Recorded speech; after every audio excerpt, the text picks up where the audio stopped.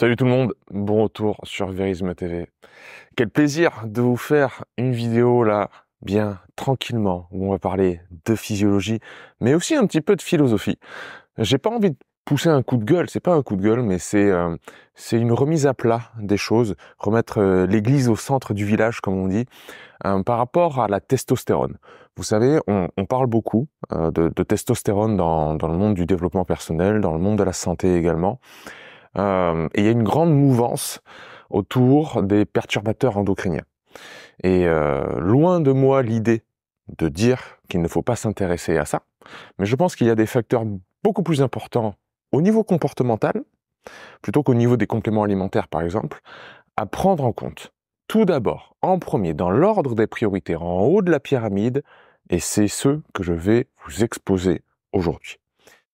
Tout d'abord, je fais un grand coucou à mon ami Bastien, le druide moderne, parce que c'est l'un des porte-parole de ce mode de vie ancestral. Voilà, son pseudo l'indique bien, hein, druide, mais moderne, donc ancré dans la réalité de maintenant, mais avec des préceptes de bon sens, de tout temps, un mode de vie, comme j'aime le dire, ancestral. Et donc ça passe par l'alimentation, ça passe aussi par le fait d'éviter l'éviction des perturbateurs endocriniens, c'est-à-dire tous les plastiques qu'on peut trouver autour de nous, toutes les molécules qui vont pouvoir rentrer dans le corps et perturber donc notre système hormonal, dont évidemment la testostérone est ce qui est souvent mis en lumière, c'est-à-dire que de manière moderne, il y a une grande baisse de testostérone dans la population, alors masculine, mais les hormones sexuelles aussi féminines semblent être problématiques parce qu'on voit bien que la fécondité aussi est un problème de nos jours. Donc les perturbateurs endocriniens, ceux qui perturbent notre système hormonal, ça s'adresse à tout le monde. Et c'est important de prendre en compte, de s'interroger sur les vêtements que l'on porte, sur encore une fois, les matières plastiques qui nous entourent, sur voilà, tout ce qu'on côtoie au quotidien en termes de pollution et qui peuvent vraiment nous impacter. Mais, je veux mettre le doigt là-dessus vraiment aujourd'hui, euh, et c'est le même combat que je mène concernant notre physiologie et notre pleine santé, ce que je dis dans l'hormèse, entre autres, c'est-à-dire que avant de vous intéresser aux compléments alimentaires, avant de vous intéresser à la nutrition même, alors que la nutrition, je suis le premier à dire que c'est important, c'est la base, c'est l'une des bases, l'un des piliers de notre pleine santé, de notre vitalité. Mais avant tout, le mouvement, la respiration, l'exposition au soleil, hein, les cycles circadiens, ça devrait composer en fait le socle de notre pyramide et c'est de ça dont je vais parler aujourd'hui, le lien social, les interactions avec autrui. Qu'est-ce que c'est la testostérone? C'est l'hormone sexuelle masculine, entre guillemets, parce que je dis entre guillemets, parce que les femmes aussi vous en avez, qui est l'un des premiers facteurs de croissance dans le corps. Donc, pour le renouvellement tissulaire que l'on a à faire tous les jours, c'est-à-dire la testostérone, c'est pas seulement les gens qui vont à la salle de musculation et qui veulent avoir beaucoup de muscles. La testostérone, c'est le renouvellement tissulaire, le fait de maintenir l'intégrité du corps. Donc c'est très important dans notre santé.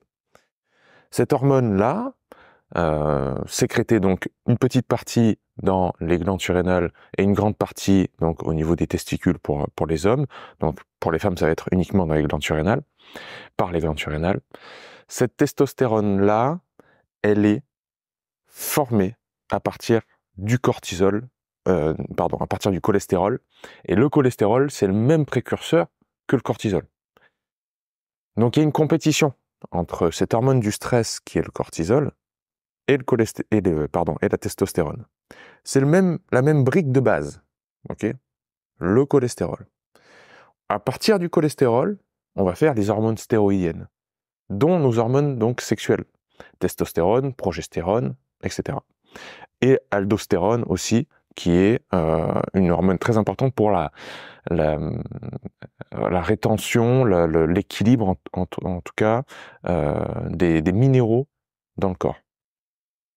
Donc, par rapport à ça, s'il y a une compétition entre cortisol et hormones stéroïdiennes, entre l'hormone qui gère, c'est facile, c'est un raccourci de dire ça, mais qui gère le stress au quotidien, on comprend bien que on a deux choix. Soit on construit avec des hormones type testostérone, donc des facteurs de croissance, soit on construit du tissu, soit on se renforce de manière globale, soit on gère un stress.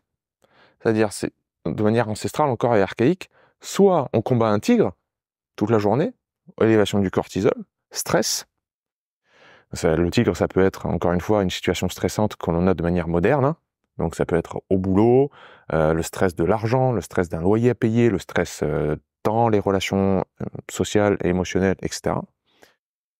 Soit on construit du muscle, on construit du tissu, on renouvelle la santé de ses organes, de ses os, voilà, tous les tissus.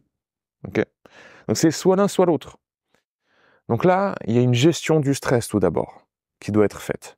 Ça, c'est le premier facteur sur lequel je veux mettre le doigt, c'est au niveau comportemental, dans les agissements au quotidien, si vous avez un stress chronique, si vous êtes anxieux au quotidien, s'il y a des choses qui sont non résolues dans votre vie, mais gérez ça d'abord. Même avant ce qu'il y a dans votre assiette, même avant de penser aux microplastiques qu'il y a dans l'eau pour filtrer l'eau, à quels vêtements vous allez mettre, tous les perturbateurs endocriniens, c'est intéressant. Encore une fois, je ne dis pas que c'est pas important, mais avant toute chose, on gère le stress chronique. Okay. Et c'est vrai que là, ce que je propose dans l'hormèse, ce que je vais proposer, évidemment, d'expérimenter durant ma retraite immersive au mois d'octobre, du 20 au 27 octobre, je vais prendre seulement 20 personnes et on va couper tout. Les smartphones, etc., toutes les perturbations justement du quotidien, et on va aller en montagne dans les Hautes-Pyrénées, et je vais faire du coaching premium, coaching privé avec 20 personnes.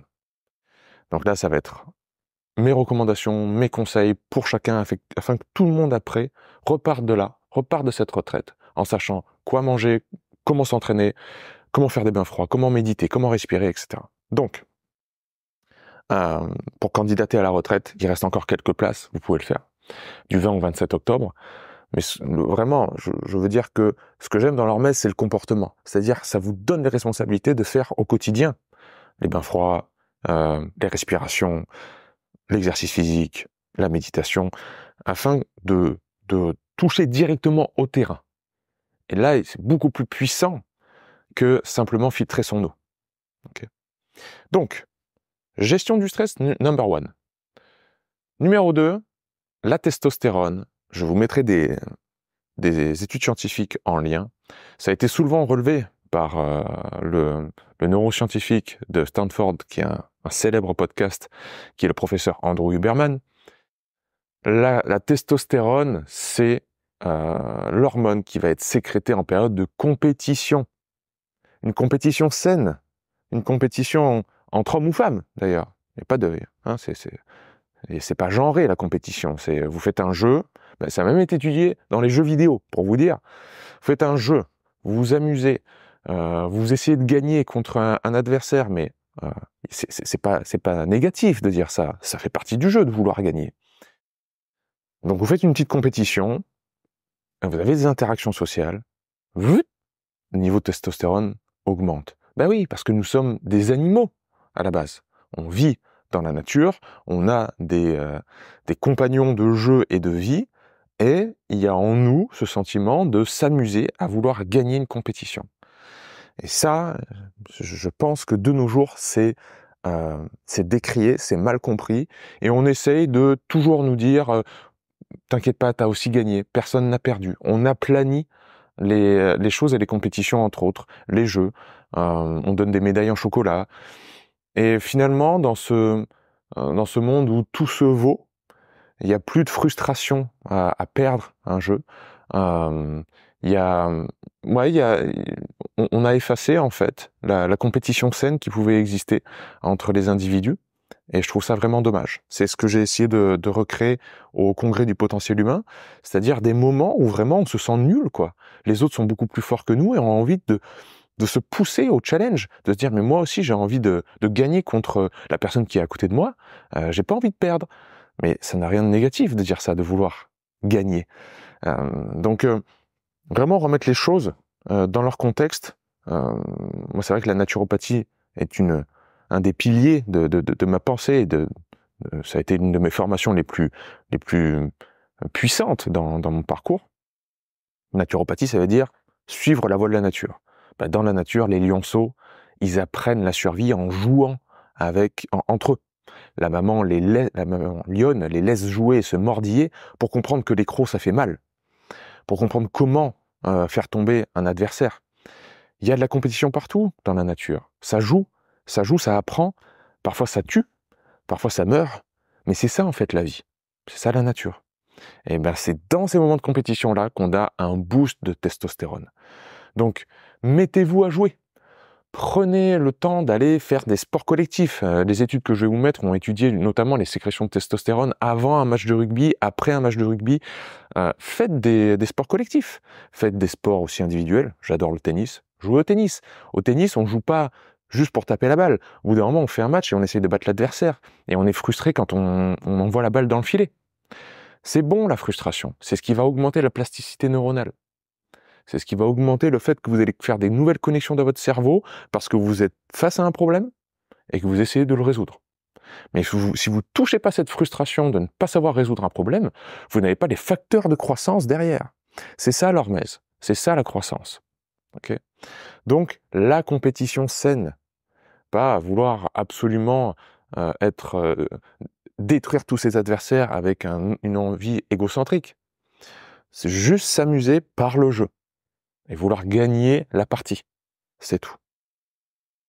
Et le troisième, les relations homme-femme. Le désir sexuel, l'envie d'être avec un partenaire sexuel, c'est ça aussi qui fait augmenter les facteurs de croissance. Tout simplement, testostérone, progestérone, etc., ce sont les hormones sexuelles. Donc, ça, leur nom l'indique. C'est fait pour avoir des rapports. Et là encore, naturopathie, la voie de la nature. Dans la nature, les animaux cherchent un partenaire. Le fait que de nos jours, les hommes et les femmes ne puissent plus se parler, qu'on ait une peur de dire que bonjour madame, vous êtes célibataire, j'aimerais vous inviter à prendre un café, rien que ça, qui à l'époque de nos parents était la norme, c'est-à-dire on pouvait rencontrer, avoir des interactions dans la rue sans être catégorisé de pervers ou de... Voilà. De nos jours, c'est devenu très compliqué. Et je mets pas la faute sur quelqu'un en particulier, c'est un système, c'est une mode, c'est une tendance. Là, c'est très difficile d'avoir des conversations avec quelqu'un qui nous attire. Et pourtant, c'est la base de notre physiologie. Bien avant de penser aux microplastiques, encore une fois, qu'il y a dans des Tupperware. Bien avant de penser à est-ce que dans mon shampoing, il y a des perturbateurs endocriniens. Ça, c'est important, c'est sûr. Il faut penser aux polluants. Mais au niveau comportemental et dans notre société, il y a des choses fondamentales qui ont été enlevées. Et c'est peut-être ça, la source de la baisse des hormones sexuelles. Moi, je dis peut-être, mais pour moi, j'en suis persuadé. Donc, au niveau comportemental aussi, également, on a des questions beaucoup plus profondes à se poser. Donc, je vous invite à la réflexion. Je vous donnerai des études scientifiques pour étayer mes propos, parce que c'est vrai que là, je vous ai dit des choses. On pourrait penser que c'est juste mon avis, mais ça a été étudié quand même au niveau de la compétition et au niveau du désir sexuel. Pour finir au niveau des couples, le désir sexuel, on peut se dire une fois que tu as une partenaire sur le long terme, la testostérone peut s'effondrer puisque tu recherches plus de partenaires. Et c'est vrai qu'il peut y avoir une baisse si et seulement si c'est pas entretenu. Et c'est là où c'est génial parce qu'en fait la nature nous donne des stratégies. C'est-à-dire, ça nous invite en fait à continuellement charmer son partenaire ou sa partenaire. Continuellement essayer de créer des situations où on a des moments d'intimité, des moments de charme mutuel, d'attirance mutuelle, et ne pas tomber dans une linéarité. Vous savez à quel point j'insiste sur ce terme-là expressément, à quel point la linéarité, c'est l'inverse de l'hormèse. L'hormèse, c'est vraiment connaître des pics d'activité, ce qu'on voit partout quand on étudie la nature. Et la linéarité, ça détruit l'être humain. L'optimisation détruit l'être humain. Il n'y a que l'exposition à la volatilité, l'exposition au hasard, qui fait que nous avons un système antifragile. Un système de manière globale, notre physiologie. Et c'est aussi ça que je vais vous transmettre dans la retraite de l'hormèse, au mois d'octobre, pour vous faire expérimenter justement ce côté hasardeux, volatile, imprévisible, et que toutes les routines, tout ce qu'on vous propose en termes d'optimisation, je comprends l'intention, c'est-à-dire il faut prendre soin de soi, je comprends. Mais si c'est mal fait, en fait, ça pousse à la faiblesse, parce que ça vous éloigne de l'environnement naturel, qui est profondément, par nature, hasardeux. Donc attention à l'optimisation, aux routines, à la linéarité, même dans votre couple. Ne tombez pas dans la linéarité parce que le corps, au niveau hormonal, va connaître une chute, même au niveau des hormones sexuelles. Voilà, chers amis, petite remise au centre du village de notre chère église, petite clarification de l'ordre des priorités. En haut, toujours en haut, il y a l'hormèse. Toujours en haut de la pyramide, il y a le comportement au quotidien. Okay, donc, on gère son stress pour pas qu'il y ait de compétition avec le cortisol et les autres hormones sexuelles.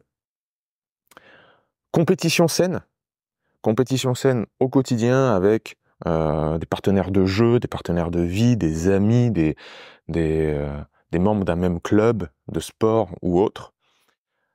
Et la recherche du partenaire ou de la partenaire de vie, parce que c'est sain, c'est dans la nature, tout ça. Et une fois qu'on l'a trouvé, on ne tombe pas dans la linéarité d'une relation.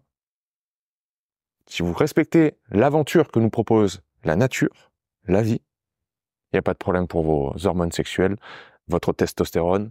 Et après ça, on s'intéresse à nos vêtements, à la qualité de notre eau, à la qualité de notre alimentation, à la qualité, au fait d'enlever les microplastiques dans notre quotidien, parce que, en effet, c'est très important. Je vous laisse là-dessus. À très vite dans Vérisme TV.